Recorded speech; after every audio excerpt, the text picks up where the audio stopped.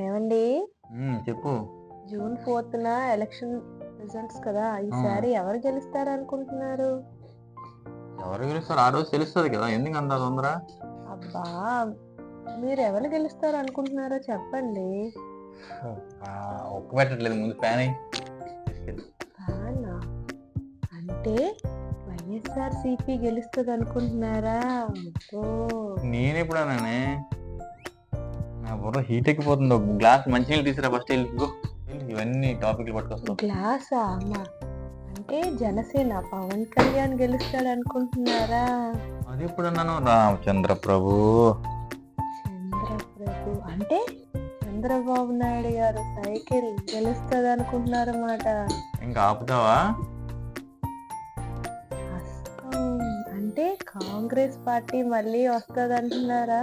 ఇయన్నీ ఎవరికైనా చెవిలో పువ్వు పెట్టుకున్నోడికి చెప్పు. ఇవన్నీ మాకు చెప్పకు. ఎళ్లి తొందరగా ఎళ్ళమ్మా. తొందరగా తీసుకురా వాటరు. పువ్వు అంటే లోటస్ బీజేపీ అంటే విజయం బీజేపీదేనా? అసలు నీకు పొలిటికల్ నాలెడ్జ్ ఉందా? ఎవరెవరు కలిసి పోటీ చేస్తున్నారో, ఎవరెవరు విడిగా పోటీ చేస్తున్నారో తెలుసా నీకు? ఏమో నాకు అదంతా తెలీదు. ఎవరు గెలిచినా నాకు మీరు పట్టు చీర కొనాలి. ఓకేనా?